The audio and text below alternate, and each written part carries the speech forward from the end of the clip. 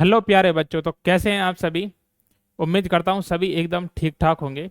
इससे पहले हम एक चैप्टर पढ़ चुके हैं, वृत्त से संबंधित क्षेत्रफल, चैप्टर नंबर 11। आज हम पढ़ने वाले हैं चैप्टर नंबर 9, त्रिकोणमिति के कुछ अनुप्रयोग। तो पहले हम कुछ बेसिक्स पढ़ेंगे, उसके बाद उसके क्या करेंगे, क्वेश्चंस करेंगे। तो आइए बिना टाइम वेस्ट किए उसका बेसिक्स समझते हैं। बेसिक्स क्या है देखिए। देखिए सबसे पहले हमें ये चीजें समझनी है। देखिए सबसे पहले हमें यह समझना है कि उन्नयन कोण क्या होता है, यानी एंगल ऑफ एलिवेशन क्या होता है। यह हमें पता करना है कि क्वेश्चन में बार बार कहा जाएगा कि ये उन्नयन कोण है, ये अवनमन कोण है। तो देखो उन्नयन कोण क्या है। जब भी कोई व्यक्ति नीचे से ऊपर की ओर देखेगा तब तो क्या बनेगा, उन्नयन कोण। और अवनमन कोण कब बनेगा, जब कोई भी व्यक्ति ऊपर से कहां देखेगा, नीचे की ओर। लेकिन कैसे कैसे बनेगा ये देखते हैं। देखिए जैसे अपने पास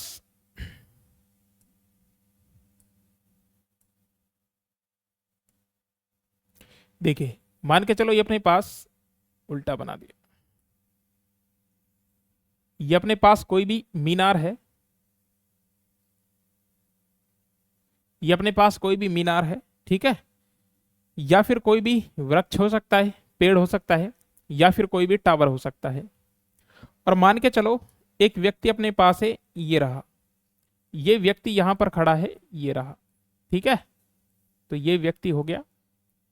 और ये व्यक्ति क्या करता है, ये व्यक्ति नीचे से इसके शिखर को देखता है। तो इसके शिखर को देखता है भाई ऐसे, ये रहा। और अब मैं ऐसा करता हूं भाई, एक बना देता हूं मैं ऐसे। तो ये भाई जमीन है, जमीन ऐसे, ठीक है, ये रहा। अब अगर मैं बात करूं तो भाई ये ऐसे जो रेखा होती है इसे हम कहते हैं क्षैतिज रेखा। ये जो रेखा होगी ये होगी क्षैतिज रेखा। और ये व्यक्ति कहां देख रहा है, नीचे से कहां देख रहा है, ऊपर की ओर। तो ऐसे देखेंगे, देखो ये रहा, नीचे से ऊपर की ओर। और इस रेखा को हम कहेंगे दृष्टि रेखा, दृष्टि रेखा, ठीक है। तो ये व्यक्ति कहां देख रहा है, नीचे से कहां देख रहा है, ऊपर की ओर। तो ये जो दृष्टि रेखा है और ये जो क्षैतिज रेखा है, ऐसे जो हमने बनाई है ये वाली, इसके बीच में जो ये कोण बना है, ये वाला कोण, इस वाले कोण को हम क्या बोलेंगे, उन्नयन कोण। तो याद रखना ये दृष्टि रेखा ऐसे है इधर की ओर, ठीक है ना। और ये अपने पास हो गई क्षैतिज रेखा ऐसे। तो इसके और इसके बीच में जो कोण बना उसे हमने क्या कह दिया, उन्नयन कोण। तो इसे मैं लिख देता हूं, ये क्या है भाई, उन्नयन, उन्नयन कोण। और इसमें बस तुम्हें इतना याद रखना है कि व्यक्ति कहां देखेगा भाई, व्यक्ति देखेगा नीचे से, नीचे से कहां देखेगा, ऊपर। तो नीचे से जब भी ऊपर देखेगा, बस एक ही कॉन्सेप्ट है, जब भी व्यक्ति नीचे से ऊपर देखेगा तो कौन सा कोण बनेगा, उन्नयन कोण, यानी एंगल ऑफ एलिवेशन। और कहां बनता है ये, दृष्टि रेखा ऐसे जा रही है और क्षैतिज रेखा ये हो गई। इन दोनों के बीच में जो कोण बनेगा इसे हम क्या कहेंगे, उन्नयन कोण। अब आइए इसको देखते हैं, अवनमन कोण यानी एंगल ऑफ डिप्रेशन। देखिए वापस हम ऐसा बनाते हैं कि भाई ये अपने पास कोई मीनार है, ये रही।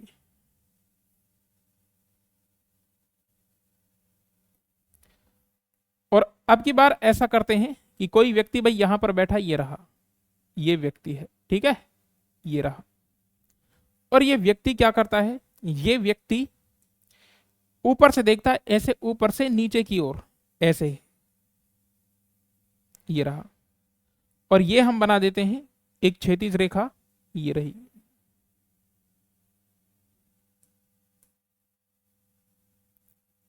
ये रहा। ये व्यक्ति इसके शिखर पर बैठा हुआ है और ये ऊपर से कहां देख रहा है, नीचे की ओर, किसी बिंदु को देख रहा है, ये रहा। अब ऊपर से नीचे की ओर देखेगा तो ये रही। अब देखो दृष्टि रेखा कहां है, ये ऐसे इधर की ओर, ठीक है, ऐसे इधर की ओर।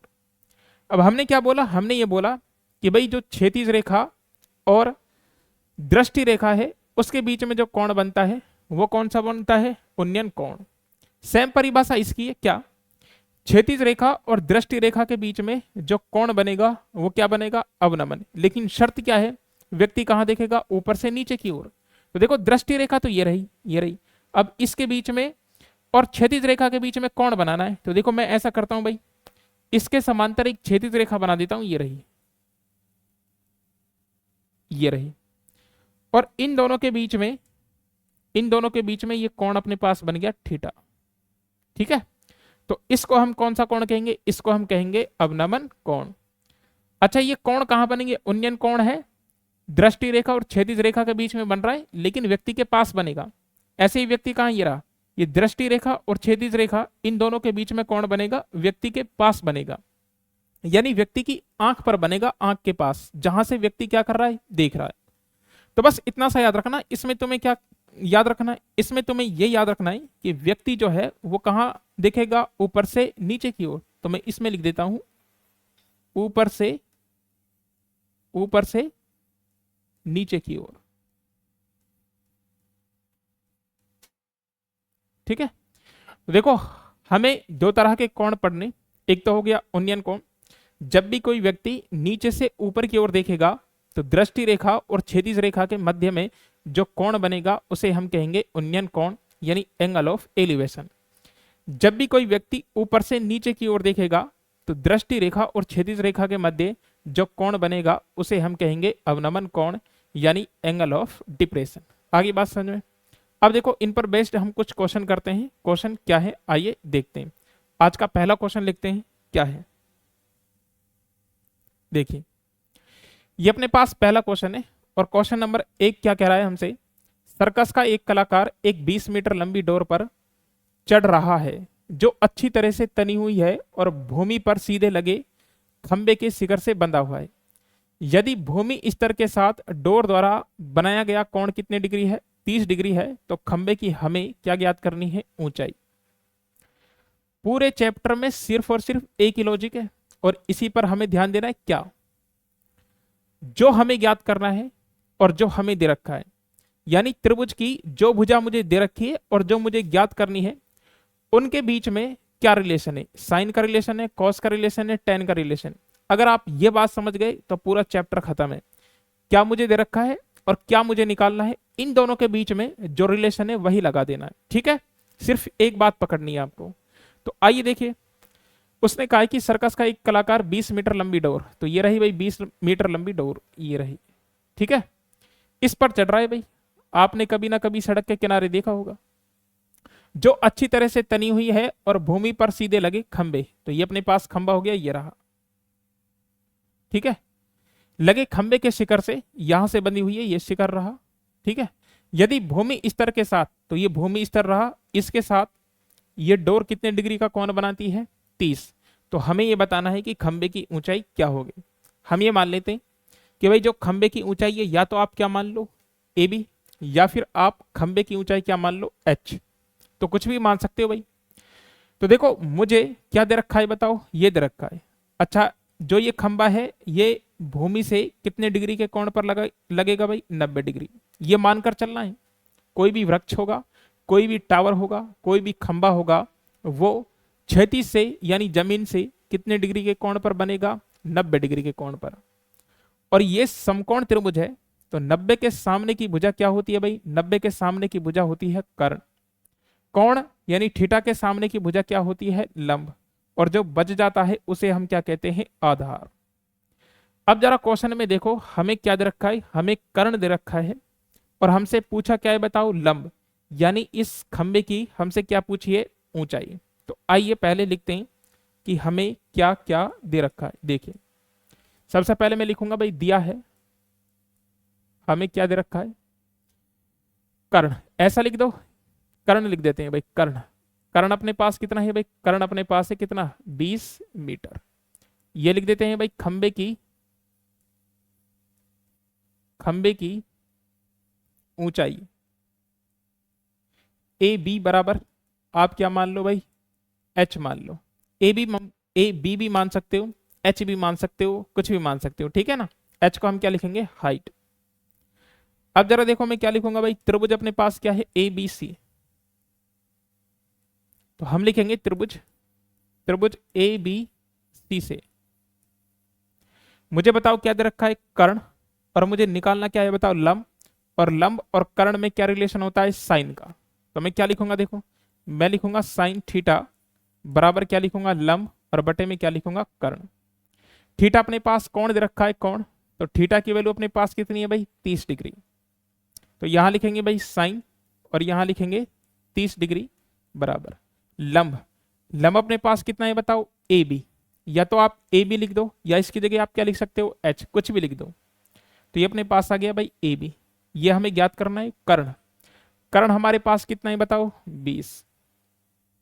साइन 30 की वैल्यू कितनी होती है, साइन 30 की वैल्यू होती है 1/2। ये अपने पास आ गया ए बी और बटे में अपने पास कितना है बताओ, 20। भाग वाली संख्या इधर गुणा में चली जाएगी तो कितना देगा, 1/2 मल्टीप्लाई कितना गया 20 और बराबर में अपने पास कितना गया ए बी। काटेंगे तो कितना रहेगा 10, यानी जो ए बी अपने पास है ए बी वो अपने पास कितना गया 10 मीटर है। तो मात्रक क्या लगा देंगे, मीटर। और ए बी क्या है बताओ, खंबे की ऊंचाई। तो हम लिख देंगे क्या, खंबे की ऊंचाई, खंबे की ऊंचाई ए बी बराबर कितना है 10 मीटर। ठीक है, तो पहले क्वेश्चन का आंसर हो गया ये। बस एक बात याद रखनी है कि समकोण त्रिभुज में क्या तो दे रखा है और मुझे क्या निकालना है और उनके बीच में रिलेशन क्या है। जैसे लंब और कर्ण के बीच में जो रिलेशन है वो क्या है बताओ, साइन। तो हमें क्या क्या दे रखा था, कर्ण हमें 20 मीटर दे रखा था, थीटा हमें 30 डिग्री दे रखा था, खंबे की ऊंचाई या तो आप ए बी से दिखा दो या किससे दिखा दो, एच से। ए बी की जगह आप एच भी रख सकते हो, कोई दिक्कत नहीं है। ठीक है, तो पहले का जो आंसर है अपने पास वो कितना गया, 10 मीटर आ गया। तो इसे आप अपनी नोटबुक में नोट करेंगे और अगला क्वेश्चन देखते हैं। देखिए ये रहा, बड़ा ही शानदार क्वेश्चन है और इंपॉर्टेंट क्वेश्चन है। देखिए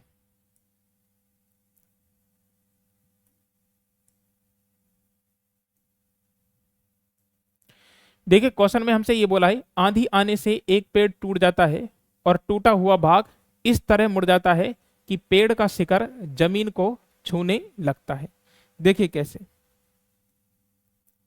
ये रहा भाई, पेड़ बना देते हैं। तो ये बना दिया हमने ऐसे, ये रहा भाई। ठीक है, ये अपने पास क्या है भाई, पेड़। और आंधी आती है और आंधी चलने से ये पेड़ दो भागों में टूट जाता है। और हम ये मान लेते हैं कि ये भाई ये टूट गया यहां से। ठीक है, ये टूट गया यहां से। अब ये टूटेगा तो ऊपर वाला हिस्सा ऐसे गिरेगा नीचे की ओर, और जब नीचे गिरेगा तो ऐसे जमीन को छुएगा। ये कैसे, मान के चलो पेड़ यहां से हमने तोड़ दिया और तोड़ने के बाद ये ऐसे गिर गया भाई, ये रहा,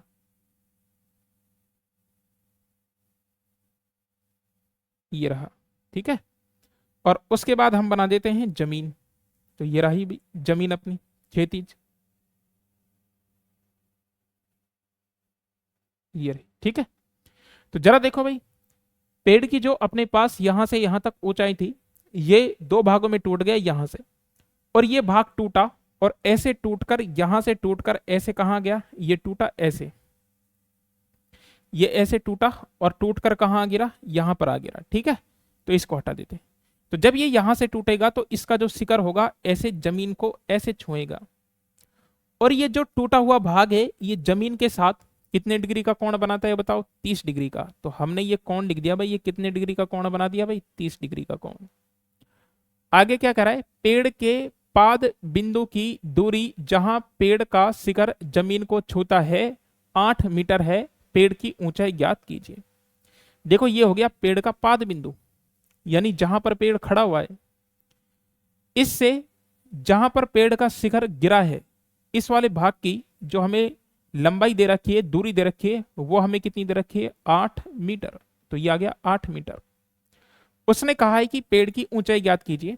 तो देखो हमने पेड़ को, भाई पेड़ की ऊंचाई कहां से कहां तक थी, यहां से यहां तक, और हमने पेड़ को दो भागों में तोड़ दिया, एक भाग ये हो गया और एक भाग ये हो गया। अब मैं नाम दे देता हूं भाई, देखो कैसे। इसको मान के चलो मैंने ए कह दिया, इसको मैंने बी कह दिया और इसको मैंने क्या कह दिया भाई, सी। अब अगर मैं पेड़ की लंबाई की बात करूं तो देखो पेड़ की कुल लंबाई क्या होगी भाई, भाई यहां से यहां तक और प्लस में यहां से यहां तक। और ये जो टूटा हुआ भाग है ये कौन सा ही बताओ, यहां से यहां तक ही। अगर मैं इसको ऐसे सीधा खड़ा कर दूंगा ऐसे, तो ये पेड़ की क्या बन जाएगी, लंबाई। इसका मतलब पेड़ की कुल लंबाई कितनी है, यहां से यहां तक प्लस यहां से यहां तक, और ये वाला हिस्सा क्या है बताओ, ये रहा AC। तो मैं पहले ये लिख देता हूं भाई, पेड़ की कुल लंबाई, पेड़ की कुल लंबाई, और पेड़ की कुल लंबाई देखो A से B, ये रहा A से B, और प्लस में क्या लिखूंगा, A से C। तो ये अपने पास क्या रहा भाई, A से C। क्यों भाई, ये क्यों ले रहा हूं, क्योंकि ये टूटा वाला हिस्सा ही तो है। तो अगर इसमें ये जोड़ दूंगा तो मेरे पास क्या जाएगी, कुल पेड़ की क्या जाएगी, लंबाई।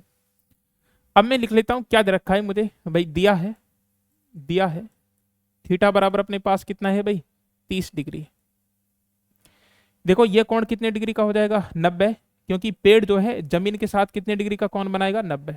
90 के सामने की भुजा क्या होती है बताओ, कर्ण। थीटा के सामने की भुजा क्या होती है बताओ, लंब।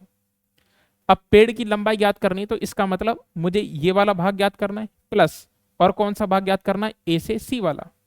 और मैंने कहा है कि एक ही लॉजिक लगाना है, जो दे रखा है और जो ज्ञात करना है उसमें रिलेशन ढूंढ लूं। तो पहले मैं ये ए बी ज्ञात कर लेता हूं, ए बी क्या है, और ए बी क्या है बताओ, लंब। और बताओ मुझे दे क्या रखा है बताओ, ये कर्ण हो गया, ये लंब हो गया, और ये क्या हो गया बताओ, आधार। तो आधार मुझे दे रखा है और लंब मुझे ज्ञात करना है, और लंब और आधार में कौन सा रिलेशन होता है, tan का। तो मैं क्या लिख दूंगा देखो, मैं लिख दूंगा भाई, दिया है, पहले ये लिख देता हूं, दिया है क्या है भाई बताओ, BC। BC बराबर अपने पास कितना है भाई, 8 मीटर। तो लिखूंगा त्रिभुज ABCC, ये लिखेंगे भाई tan थीटा। tan थीटा बराबर लिखूंगा लंब बटे आधार। और बताओ लंब अपने पास क्या है, AB, और आधार अपने पास क्या है बताओ, BC। तो tan, बताओ थीटा अपने पास कितना है भाई, थीटा अपने पास है 30 डिग्री, ये लो। AB अपने पास कितना है बताओ, AB तो हमें ज्ञात ही करना है, ये रहा।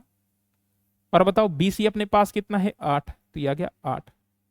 tan 30 की वैल्यू क्या होती है, 1/√3, तो ये लो 1/√3 बराबर में अपने पास कितना गया, AB, और बटे में कितना गया, 8। AB की वैल्यू निकालूंगा, 8 का इधर गुणा हो जाएगा तो कितना जाएगा बताओ, यह जाएगा 8/√3, और इधर अपने पास आ गया AB। तो एक तो मुझे ये याद रखना है कि भाई AB की वैल्यू कितनी है, तो भाई AB की वैल्यू अपने पास आ गई 8/√3। लेकिन पेड़ की लंबाई नहीं है ये, अभी अभी यहां तक लंबाई आई है। अब मुझे ये वाला हिस्सा यानी जो टूटकर यहां गिरा था, इसकी और लंबाई ज्ञात करनी है। अच्छा ये तो मैंने पता कर लिया, अब मुझे ये पता करना है। और अगर मुझे कर्ण पता करना है और आधार मुझे दे रखा है, आधार मुझे दे रखा है और पता क्या करना है बताओ, कर्ण। और बताओ आधार और कर्ण में कौन सा रिलेशन होता है, कॉस का। तो पुनः क्या लिखूंगा देखो, त्रिभुज ABC से, त्रिभुज ABC से क्या लिखूंगा भाई, कॉस थीटा। और कॉस थीटा बराबर क्या होता है, आधार बटे कर्ण। आधार बताओ, आधार क्या है, BC, ये रहा BC। कर्ण क्या है बताओ, AC, तो ये लिखा हमने AC। थीटा की वैल्यू अपने पास कितनी है बताओ भाई, थीटा की वैल्यू अपने पास है 30, तो ये रहा 30। BC की वैल्यू अपने पास कितनी है बताओ, 8। AC तो हमें ज्ञात ही करना है, ये रहा AC। cos 30 की वैल्यू कितनी होती है, √3/2। तो ये क्या लिखूंगा मैं, √3, और बटे में क्या लिखूंगा, 2। और ये अपने पास कितना गया भाई, 8, और बटे में क्या गया, AC। अब मुझे किसका मान चाहिए, AC का मान चाहिए। तो AC का मान देखो मैं कैसे निकालूंगा, वज गुणा कर दो भाई, AC का इधर गुणा करूंगा तो ये AC आ गया इधर, बराबर 2 का मैं इधर गुणा करूंगा तो कितना जाएगा, 8 इंटू कितना जाएगा, 2।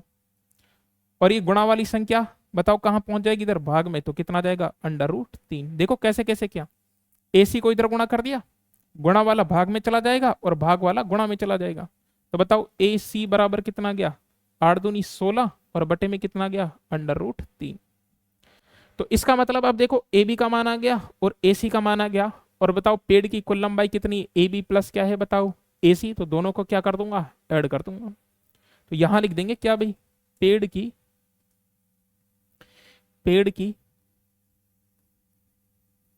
की कुल लंबाई, और कुल लंबाई कितनी आ जाएगी भाई, ये आ जाएगी AB प्लस में क्या आ जाएगी बताओ, AC। AB की वैल्यू अपने पास कितनी है, 8/√3। तो यह आ गया भाई 8/√3 प्लस में ए सी की वैल्यू अपने पास कितनी है भाई, 16 बटे कितने, √3। तो कॉमन ले सकते हैं, बताओ क्या कॉमन ले लेंगे भाई, कॉमन हम ले लेंगे क्या, या लघुत्तम ले लो, एलसीएम ले लो। एलसीएम लेंगे तो बताओ कितना जाएगा, √3। √3 को √3 से डिवाइड करेंगे तो एक बार, और एक का 8 से गुणा करेंगे तो कितना गया बताओ, 8। √3 का √3 में भाग लगाएंगे तो 1, और 1 का 16 से गुणा करेंगे तो कितना गया बताओ, 16। 16 और 8 कितना गया, 24, और वर्गमूल कितना गया बताओ, √3। या तो आप आंसर दोगे इतना, और अगर इतना आंसर नहीं है तो आपको क्या करना है, बस इतना सा करना है, √3 नीचे है तो √3 का ऊपर नीचे क्या कर दोगे बताओ, गुणा। और जब तुम गुणा करोगे तो गुणा करने पर क्या आएगा, देखो ये अपने पास आ गया कितना, ऊपर आ गया 24 √3 बटे, और √3 का √3 से गुणा करोगे तो रूट भाग जाएगा, केवल क्या बचेगा, 3। तो ये अपने पास आ गया भाई 3, और 3 से काट देंगे कितनी बार, 8 बार, तो कितना गया 8 √3, और ये क्या जाएगा, मीटर। तो अपने जो पेड़ की कुल लंबाई थी वो कितनी थी, 8 √3 मीटर, जो कितने भागों में टूट गया, 2 भागों में टूट गया। ठीक है, तो बस ये इंपॉर्टेंट क्वेश्चन है भाई, आसान क्वेश्चन था। क्या कहा था उसने, आंधी आने से एक पेड़ टूट जाता है और टूटा हुआ भाग इस तरह मुड़ जाता है कि पेड़ का जो शिखर है, यानी बीच में से टूटा, और ये पेड़ का जो शिखर है वो ऐसे टूट के कहाँ गिरा, जमीन पर, और जमीन के साथ इसने कितने डिग्री का कोण बना लिया, 30 डिग्री का कोण बना लिया। और इसका शिखर इसके पाद बिंदु से यानी जड़ से कितनी दूरी पर गिरा है, 8 मीटर दूरी पर गिरा है। उसने कहा है कि पेड़ की कुल लंबाई बताओ, तो ये यहां से यहां तक, फिर टूटा वाला हिस्सा ये, और ये मुड़ के नीचे आ गया तो इसकी तो मैं कैसे लंबाई याद करूंगा, तो ये टूट के कहां गिरा, नीचे, इसकी कर लूंगा। तो एक बार देखो मुझे ये पता था, ये नहीं पता, इसके और इसके बीच में रिलेशन लगा लिया।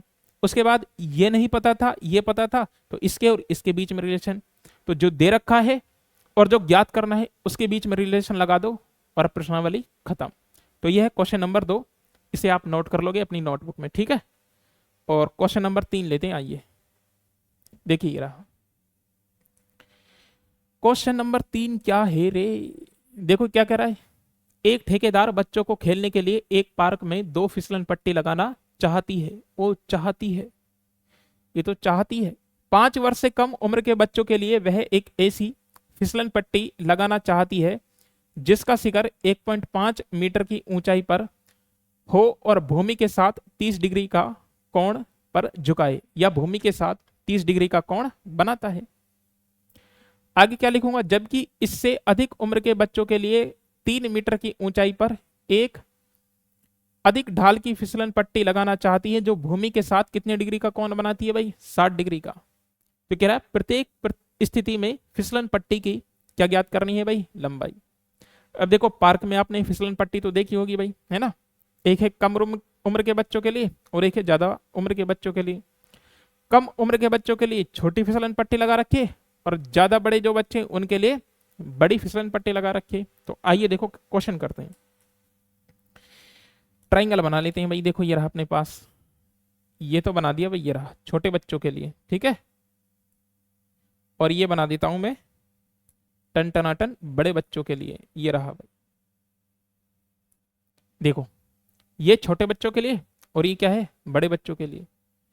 देखिए भाई ये रहा, उसने क्या बोला, एक ठेकेदार बच्चों को खेलने के लिए एक पार्क में 2 फिसलन पट्टी लगाना चाहता है। 5 वर्ष से कम उम्र के बच्चों के लिए वह एक ऐसी फिसलन पट्टी लगाना चाहती है जिसका शिखर कितना है, 1.5 मीटर ऊंचा।